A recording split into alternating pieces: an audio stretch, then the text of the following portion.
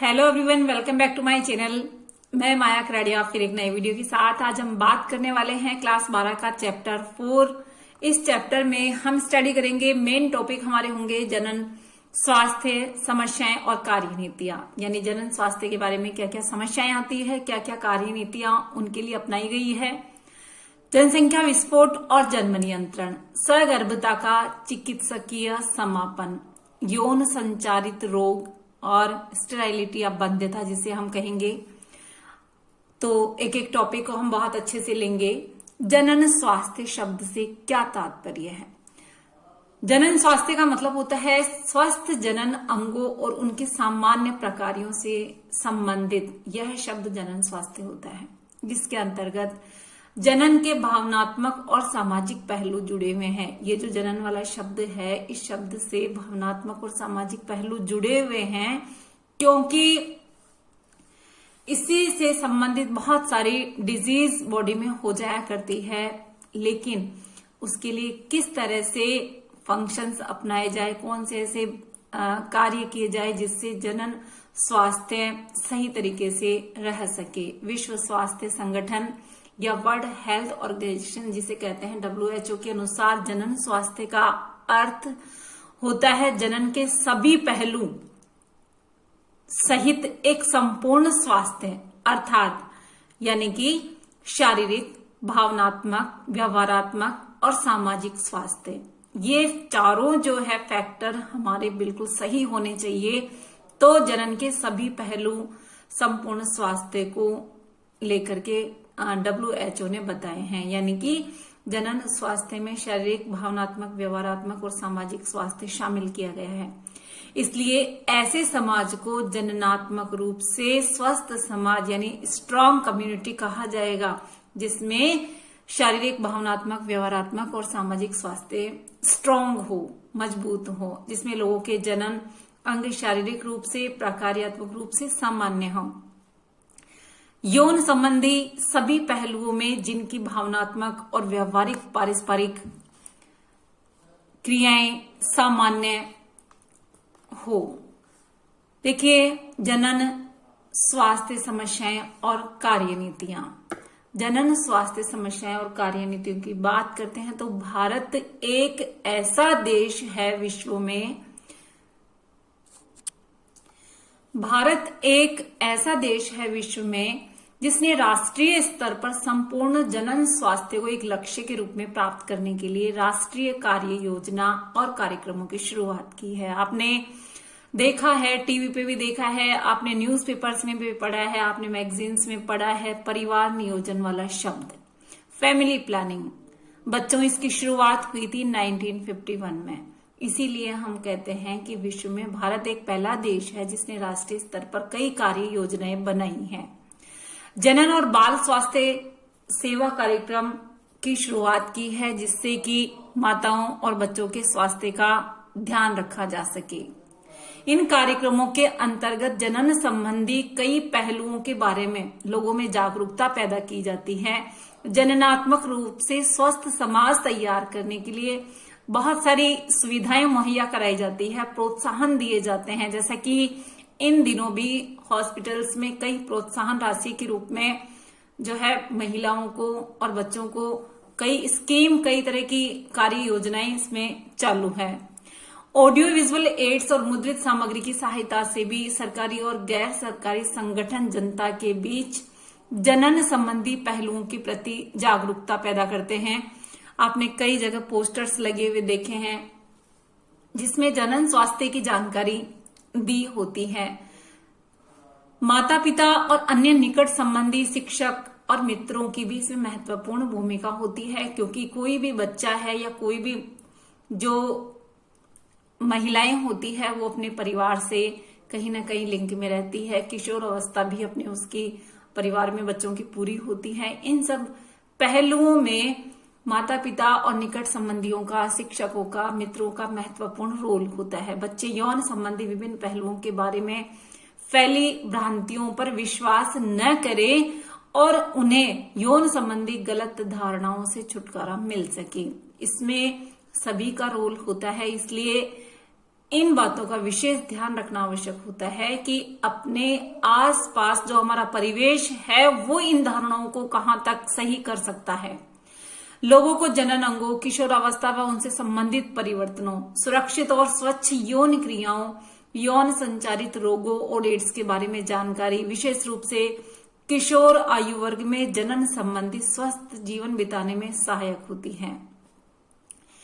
देखिए बच्चों, लोगों को शिक्षित करना, विशेष रूप से जो जननक्षम जोड़ी होती है तथा वे लोग जिनकी आयु विवाह योग्य है, उन्हें उपलब्ध जन्म नियंत्रक यानी कि गर्भ निरोधक जो इस्तेमाल किए जाते हैं विकल्प, गर्भवती महिलाओं की देखभाल, मां और बच्चों की प्रसव के बाद पोस्टनेटल देखभाल, पोस्टनेटल का मतलब होता है प्रसवोत्तर जो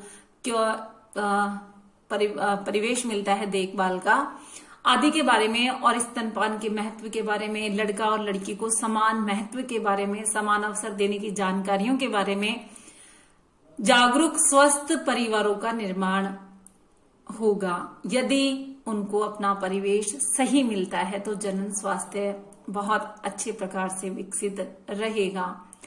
अनियंत्रित जनसंख्या वृद्धि से होने वाली समस्याओं और सामाजिक उत्पीड़न जैसे यौन दुरुपयोग और यौन संबंधी अपराधों आदि के बारे में जागरूकता पैदा करने की आवश्यकता है, ताकि लोग जननात्मक रूप से जिम्मेदार और एक सामाजिक रूप से स्वस्थ समाज तैयार करने के बारे में विचार करें और आवश्यक कदम उठाएं, जो कि कई कार्यनीतियां, कई कार्यक्रम इनके बारे में चलाए जा रहे हैं।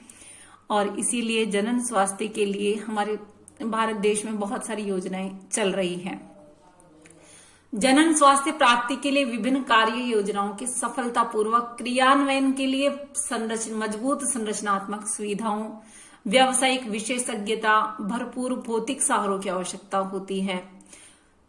लोगों को जनन संबंधी समस्याओं जैसे कि सगर्भता यानी कि प्रेगनेंसी, प्रसव, यौन संचारित रोग, गर्भपात, गर्भ निरोधक और ऋतुस्राव संबंधी समस्याओं, स्टेराइलिटी यानी कि बांझपन के बारे में चिकित्सा सहायता और देखभाल उपलब्ध कराना आवश्यक है, ताकि लोग इनके बारे में जानें और इनके बारे में जानकर इनका अच्छे से उपयोग कर सके।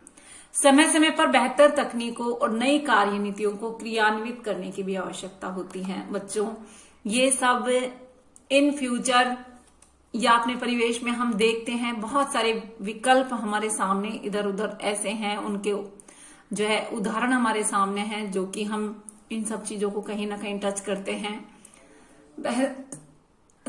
लोगों की अधिक सुचारू रूप से देखभाल और सहायता की जा सके। अगर तकनीकें, नई कार्यनीतियां मिलती रहे तो निश्चित रूप से स्वस्थ समाज का निर्माण होता है।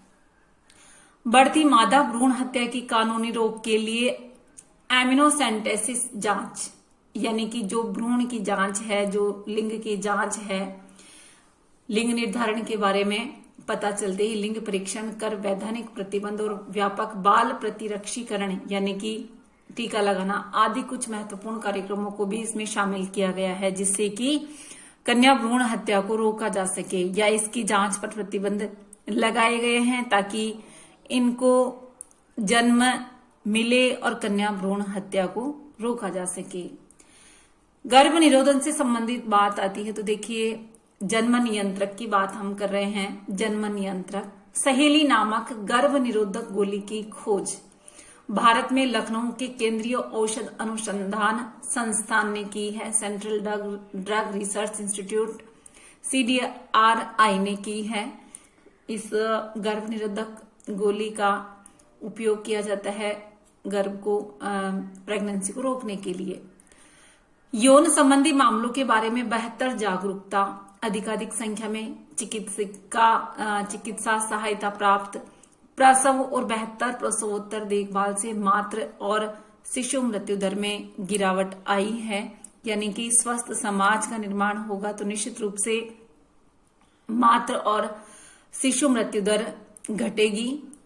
अब बात करते हैं हम जनसंख्या विस्फोट की, यानी कि अगर हम बात करें भारत की जनसंख्या के बारे में और विश्व की जनसंख्या के बारे में, तो सन 1900 ईस्वी में पूरे विश्व की जनसंख्या लगभग 2 अरब थी, जो सन 2000 ईस्वी में तेजी से बढ़कर 6 अरब हो गई।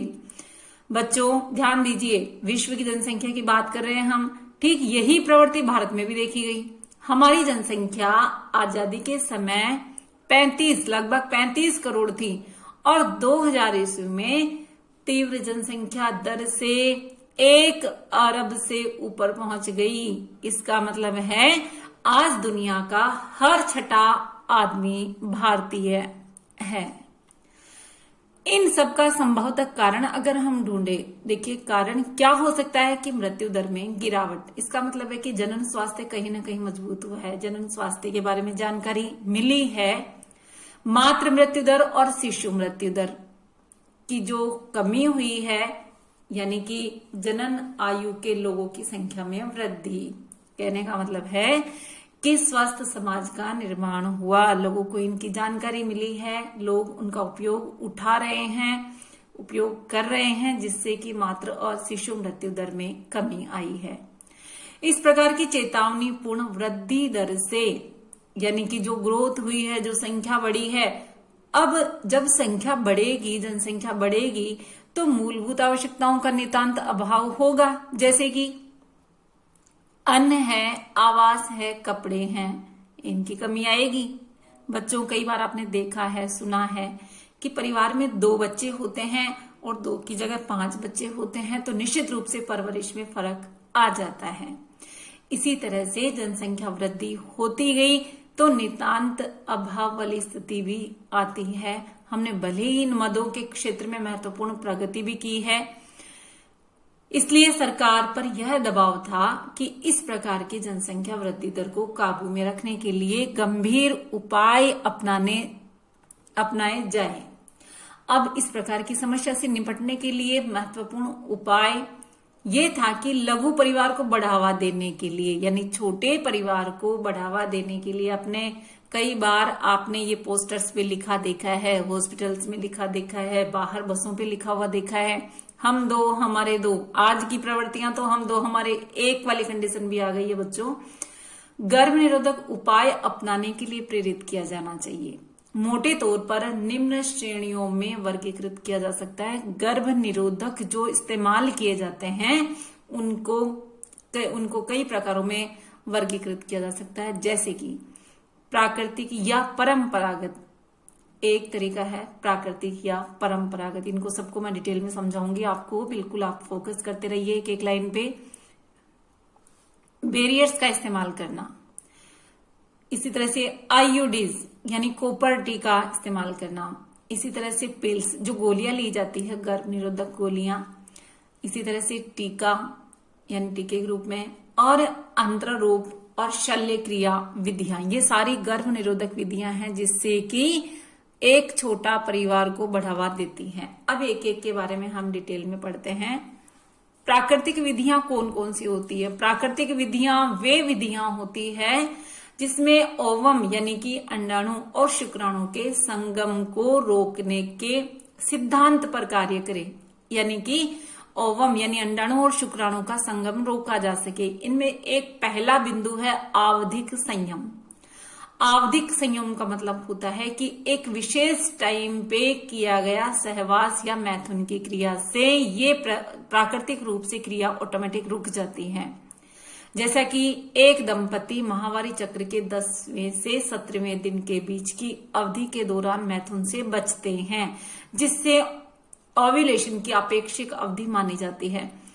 इस अवधि के दौरान निषेचन और उर्वर यानी गर्भधारण के अवसर बहुत अधिक होने के कारण इसे निषेच अवधि भी कहा जाता है। और यदि इस दौरान गर्भाधान नहीं होवे, इसका मतलब है कि मैथुन की क्रिया को रोक देना चाहिए। इससे क्या है, ये प्राकृतिक विधि है जिससे कि केवल एक कुछ समय तक इस प्रक्रिया को रोक देने से इस प्रेगनेंसी से बचा जा सकता है। तो यह है एक प्राकृतिक विधि, आवधिक संयम। नेक्स्ट है बाह्य स्खलन।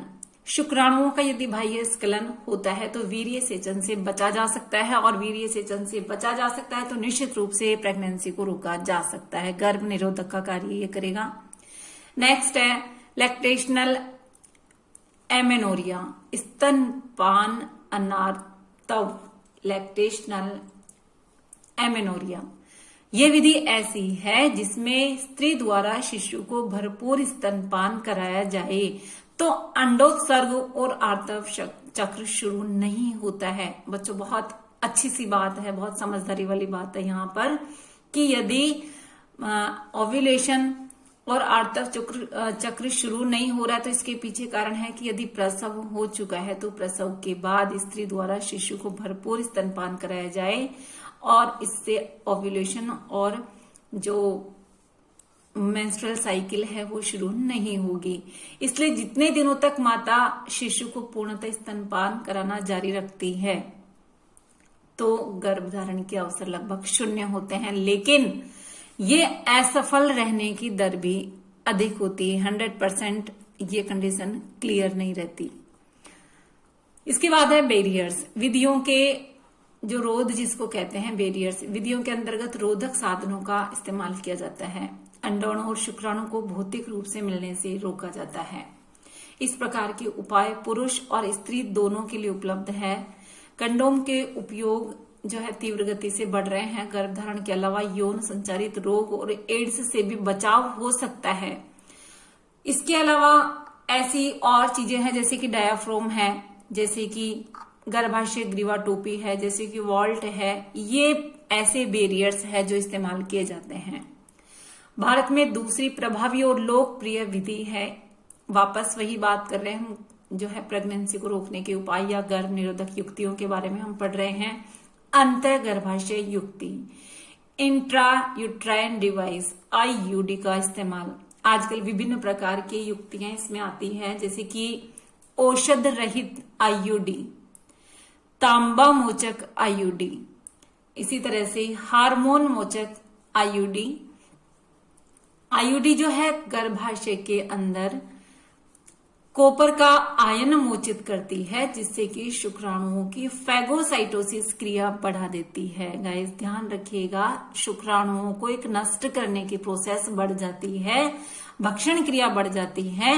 ये जो है T टाइप की शेप में एक तांबे का तार जो है यूट्रस में डाला जाता है, जिससे शुक्राणुओं की गतिशीलता और निषेचन क्षमता को ये कम कर देती है और प्रेगनेंसी को रोक देती है।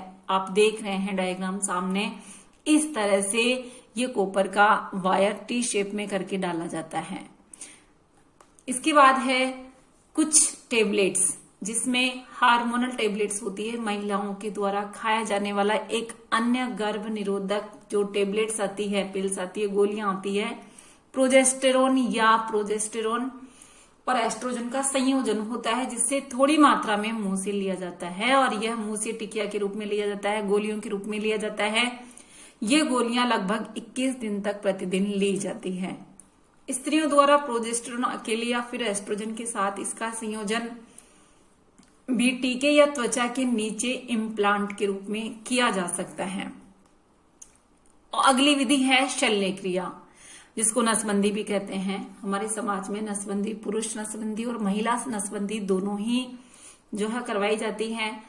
बंध्यकरण प्रक्रिया को पुरुषों के लिए वासेक्टोमी और महिलाओं के लिए ट्यूबेक्टोमी कहा जाता है। क्वेश्चन आता है इस पे भी, इसलिए ध्यान से समझ लेना। जन साधारण इन क्रियाओं को पुरुष और महिला नसबंदी कहते हैं।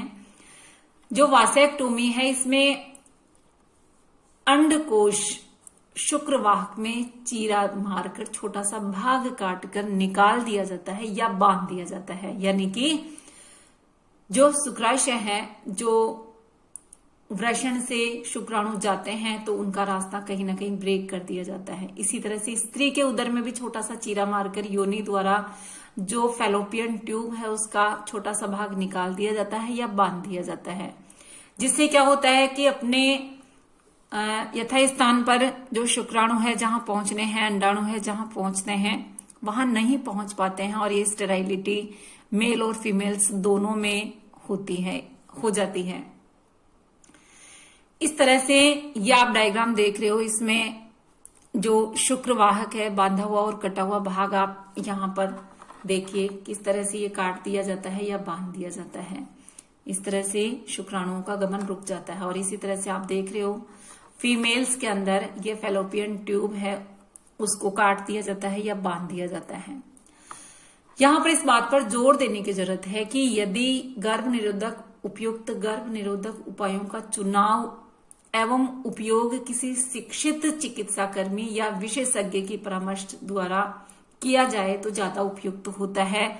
मन मर्जी से इन चीजों का इस्तेमाल कभी कभी नुकसान दे सकता है।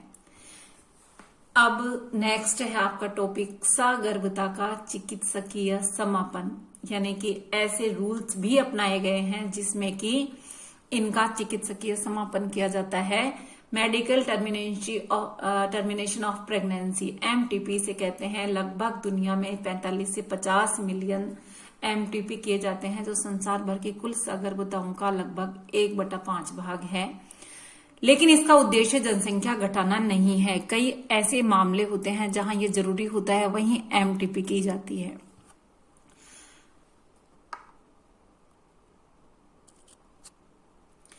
भारत सरकार ने इसके दुरुपयोग को रोकने के लिए 1971 में MTP को स्वीकृति प्रदान की थी, लेकिन फिर भी इसका जो है दुरुपयोग बहुत ज्यादा हो रहा है भारत में। चिकित्सकीय जो सगर्भता समापन होता है वो क्यों किया जाता है? गाइस ध्यान रखिएगा, अनचाही सगर्भताओं से, प्रेगनेंसी से मुक्ति पाना इसका उद्देश्य होता है। अब यदि बात करें कि ये कब होना चाहिए, तो सगर्भता बने रहने की स्थिति में मां और भ्रूण या दोनों सगर्भता की पहली तिमाही में, यानी शुरू के 3 महीने में 12 सप्ताह तक की अवधि में जो MTP की जाती है वो सुरक्षित मानी जाती है। लेकिन 3 महीने के ऊपर ही यदि MTP की जाती है तो यह संकटपूर्ण और घातक होता है। दूसरी खतरनाक प्रवृत्ति शिशु के लिंग निर्धारण के लिए, यानी कि कन्या भ्रूण हत्या वाला जो चल रहा है शहरी क्षेत्रों में बहुत अधिक है, ये पूरी तरह से गैर कानूनी है। तो इन चीजों से बचना चाहिए, क्योंकि मां और भ्रूण दोनों के लिए ये खतरनाक होता है और इन हानिकारक प्रवृत्तियों को रोका जाना चाहिए। अब बात करते हैं हम यौन संचारित रोगों की, जो मैथुन क्रिया द्वारा संचारित होने वाले रोग हैं। सामूहिक तौर पर यौन संचारित रोग, जो रक्तज रोग या वीडी या जनन मार्ग संक्रमण जिनको कहते हैं, सुजाग, सिफिलिस, हर्पिस, जननिक परिस्पर्म और क्लेमिडियता, ट्राइकोमोनेस्टा, लैंगिक मत्स्य, यकृत शोथ बी और हाल ही में HIV संक्रमण सबसे ज्यादा खतरनाक इसमें है। इसमें जो हेपेटाइटिस बी और HIV का संक्रमण है, ये संक्रमित व्यक्ति के एक साथ जो निडल का प्रयोग किया जाता है और शल्य क्रिया के औजार जो कंटेमिनेटेड होते हैं, ब्लड ट्रांसफ्यूजन हो या फिर संक्रमित माता से गर्भस्थ शिशु में संचारित हो सकते हैं। हेपेटाइटिस बी, जननिक परिसर्प और HIV संक्रमण को छोड़कर बाकी सभी का उपचार संभव है। शुरुआती लक्षण इनके हल्के फुल्के होते हैं, जो कि जननिक क्षेत्र में खुजली, तरल स्राव, हल्का दर्द, सूजन आदि हो सकते हैं। संक्रमित स्त्रियां अलक्षणी हो सकती है, यानी उनमें लक्षण पैदा नहीं होते हैं। श्रोणी क्षोथज यानी PID, गर्भपात, मातृ शिशु जन्म, अस्थानिक सगर्भता, बंध्यता और जनन मार्ग का कैंसर हो सकता है। ये लक्षण होते हैं इस तरह के। लगभग 15 से 24 वर्ष की आयु वर्ग के लोगों में इनकी घटनाएं बहुत अधिक संख्या में दर्ज की गई है। इन संक्रमणों से पूरी तरह से मुक्त रह सकते हैं यदि भविष्य में इन नियमों का पालन किया जाए, जैसे कि किसी अनजान व्यक्ति या बहुत से व्यक्तियों के साथ यौन संबंध न रखें, मैथुन के समय कंडोम का इस्तेमाल करें। यदि कोई आशंका है तो तुरंत ही प्रारंभिक जांच के लिए किसी योग्य डॉक्टर से मिले और पूरा इलाज कराएं। नेक्स्ट हमारा टॉपिक है बंध्यता या स्टेराइलिटी। बंध्यता यानी माता पिता बच्चा पैदा करने में असमर्थ होते हैं। इसके बहुत सारे कारण हो सकते हैं, कोई जन्मजात भी हो सकता है, रोगजन्य भी हो सकते हैं और कई मनोवैज्ञानिक कारण भी हो सकते हैं। भारतवर्ष में प्राय दंपतियों में बच्चा न होने का दोष सामान्यतः स्त्रियों को दिया जाता है, लेकिन ऐसा नहीं है, पुरुष साथी भी इसमें शामिल हो सकते हैं। विशिष्ट स्वास्थ्य सेवा इकाइयां नैदानिक जांच में सहायक हो सकती हैं। इनमें कुछ विकारों का उपचार करके दंपतियों को बच्चे का सुख दिया जा सकता है और इसमें मददगार साबित हो सकते हैं। इनमें सहायक जनन प्रौद्योगिकियां शामिल है, जो कि जो है कई तकनीकें इसमें इस्तेमाल की जाती है जो कि संतान सुख दे सकती है, जैसे कि पात्र निषेचन, IVF, इन विट्रो फर्टिलाइजेशन, शरीर से बाहर लगभग शरीर के भीतर जैसी स्थितियां पैदा की जाती है, और भ्रूण स्थानांतरण ऐसा एक उपाय हो सकता है इस विधि में, जिससे लोकप्रिय रूप से टेस्ट ट्यूब बेबी के नाम से जाना जाता है। IVF यानी कि टेस्ट ट्यूब बेबी इसमें जो है पैदा किया जाता है। पत्नी या दाता स्त्री के अंडे से पति या दाता पुरुष से प्राप्त शुक्राणुओं को एकत्रित करके प्रयोगशाला में अनुरूपी परिस्थितियों में जायगोट बनने के लिए प्रेरित किया जाता है और इसको माता के गर्भाशय में स्थानांतरित कर दिया जाता है। जो बनने वाला 8 ब्लास्टोमियर तक यानी जो भ्रूण बना है उसको फैलोपियन नलिकाओं में स्थानांतरित किया जाता है, जिससे जो स्थानांतरण होता है इंट्राफेलोपियन ट्रांसफर कहते हैं। ये जो 8 कोशिकीय भ्रूण है परिवर्तन के लिए गर्भाशय में स्थानांतरित किया गया है, इसे इंट्रा यूटेराइन ट्रांसफर कहते हैं। जिन स्त्रियों में गर्भ धारण की समस्या रहती है उनकी सहायता के लिए इन विवो फर्टिलाइजेशन भी किया जाता है। स्त्री के भीतर ही युग्मकों का संलयन कराया जाता है और इस तरह से उनका जो है देखभाल के द्वारा उनको मां बनने में सहायता की जाती है। इन विट्रो यानी कि प्रयोगशाला में, इन विवो यानी कि माता के शरीर के अंदर। ऐसे मामले में जहां स्त्रियां अंडाणु उत्पन्न नहीं कर सकती लेकिन जो निषेचन और भ्रूण के परिवर्तन के लिए उपयुक्त वातावरण प्रदान कर सकती है, उनके लिए एक तरीका अपनाया जाता है। इसमें दाता से अंडाणु लेकर के उन स्त्रियों की फैलोपियन नलिका में स्थानांतरित कर दिया जाता है। प्रयोगशाला में भ्रूण बनाने के लिए अंतः कोशिकीय शुक्राणु निक्षेपण दूसरी विशिष्ट प्रक्रिया है, जिसमें शुक्राणु को सीधे ही अंडाणु में इंजेक्ट किया जाता है।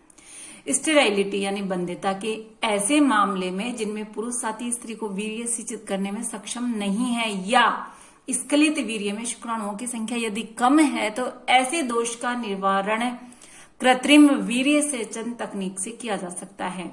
इस तकनीक में पति या स्वस्थ दाता से शुक्राणु लेकर के कृत्रिम रूप से स्त्री की योनि में या गर्भाशय में प्रविष्ट कराया जाता है। इसको गर्भाशय वीर्य सेचन या IUI कहते हैं। बहुत सारे विकल्प हैं, लेकिन ये जो है विकल्प बहुत महंगे होते हैं गाइस। बहुत सारी महंगी प्रक्रियाएं होती हैं इनमें, जो कि साधारण आदमी के वश में नहीं होता है। यानी इनका परिशुद्धता पूर्ण संचालन करने की आवश्यकता होती है, तो ये प्रक्रिया बहुत महंगी भी होती है। इसलिए पूरे देश में फिलहाल ये सुविधाएं कुछ शहरों में ही उपलब्ध हैं। स्पष्ट है कि इनके लाभ केवल कुछ सीमित लोग ही वहन कर पाते हैं। भावनात्मक, धार्मिक और सामाजिक घटक भी काफी निर्धारक होते हैं इनमें। इन सभी प्रक्रियाओं का अंतिम लक्ष्य संतान प्राप्ति है। तो एक बहुत अच्छी बात मैं आपको बताने जा रही हूं कि भारतवर्ष में अनेक अनाथ और दीनहीन बच्चे हैं, जिनकी यदि देखभाल नहीं किए जाए तो वे जीवित नहीं रहेंगे। हमारे देश का कानून शिशु को कानूनन गोद लेने की इजाजत देता है। जो दंपत्ति बच्चे के इच्छुक हैं उनके लिए संतान प्राप्ति का ये सर्वोत्तम उपाय है। तो आज आपने ये लेसन पढ़ा, बहुत अच्छे से आपके समझ में आया होगा। नोट्स भी आपको बनाने हैं। स्कोरिंग चैप्टर है बच्चों ये, इसलिए आपको बहुत अच्छे से स्टडी करना है। ढंग से आप नोट्स बनाएंगे, बहुत सारे क्वेश्चंस आपके इसमें क्लियर हुए होंगे। चैनल को सब्सक्राइब नहीं किया है तो चैनल को सब्सक्राइब करें। कमेंट बॉक्स में कमेंट करके बताएं कि आपके समझ में आया, क्या समझ में आया है, और इस तरह से आप जो होने वाले टेस्ट हैं वो भी देते रहें। Okay guys, thanks for watching.